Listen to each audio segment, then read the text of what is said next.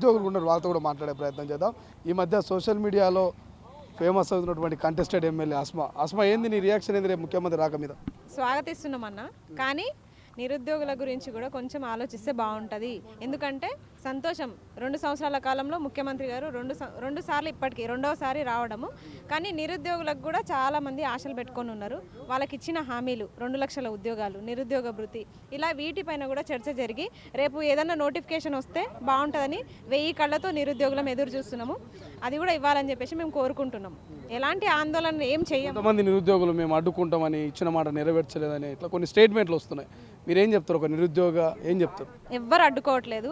అందరు కూడా వచ్చి నోటిఫికేషన్ జాబ్ క్యాలెండర్ విడుదల చేస్తామని ఒక మాట చెప్పారు కాబట్టి వాటి కోసం ఎదురు చూస్తున్నారు. ఎవ్వరు కూడా అడ్డుకోవట్లేదు. ముఖ్యమంత్రి గారు రేపు విద్యార్థులతోటి, ఇక్కడున్నటువంటి పూర్వ విద్యార్థులతోటి, ఎవరైతే అధ్యాపకులతోటి, నాన్ టీచింగ్ వీళ్ళందరితో కూడా మాట్లాడుతాడు, ఒక చర్చ జరుగుతుంది. ఒకవేళ మీకు మాట్లాడే అవకాశం వస్తే ముఖ్యమంత్రితో ఏం ప్రశ్న అడుగుతారు ముఖ్యమంత్రి? మాకు ఖచ్చితంగా అవకాశం ఇవ్వాలని మేము కోరుకుంటున్నాము. ఎందుకంటే అందరికీ అవకాశం ఇస్తున్నారు, అన్ని ఫీల్డ్లో వాళ్ళకి అవకాశం ఇస్తున్నప్పుడు నిరుద్యోగుల పక్షాన కొట్లాడే వాళ్ళకు కూడా అవకాశం ఇస్తే మా బాధలు అన్నీ కూడా మేము చెప్పుకునే ఛాన్స్ ఉంటుంది. దానికి మీరు ఏం చేయాలని సొల్యూషన్ కూడా దొరుకుతుంది. కాబట్టి ఫస్ట్ ఆఫ్ అయితే మా బాధలు వినండి నిరుద్యోగుల. ఎందుకంటే ఇప్పటిదాకా విద్యాశాఖ మంత్రితో మేము డైరెక్ట్ మాట్లాడిన దాఖలా లేవు. రేపు వస్తున్నారు కాబట్టి రేపు మీరు ముఖ్యమంత్రిగా కాకుండా విద్యాశాఖ మంత్రిగా వస్తే ఇంకా నిరుద్యోగులకు మేలు జరుగుతుంది.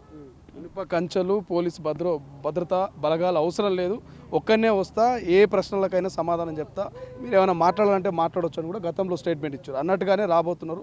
సో కంచెలు, పోలీసు బందోబస్తు అయితే కనబడట్లేదు.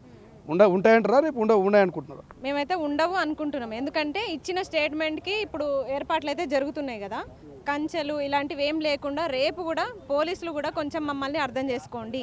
మీరు అర్థం చేసుకొని నిరుద్యోగులకు అవకాశం ఇవ్వండి. అక్కడ నిరుద్యోగులు ఎవ్వరు కూడా కత్తులు కటార్లు ఏం పట్టుకొని రారు, వినతి పత్రాలే పట్టుకొని వస్తారు. కాబట్టి వినతి పత్రాలను చూసి దాంట్లో మ్యాటర్ చూసి పంపించగలరు లోపలికి. వాళ్ళని రిక్వెస్ట్ చేస్తున్నాం ఫస్ట్. ఎందుకంటే దేవుడు వరం ఇచ్చినా పూజారి వరం ఇయ్యడు, అట్లుంటుంది పరిస్థితి. బయట వీళ్ళే తరిమేస్తే లోపలికి మేము ఎట్లా పోతాం? కాబట్టి దయచేసి అందరినీ లోపలికి పంపించి వాళ్ళకి అవకాశం ఇవ్వాలని పోలీసులను కూడా మేము వేడుకుంటున్నాం. అసలైన తొలి వెలుగు. ఫాలో వాట్సాప్ @తొలి వెలుగు official.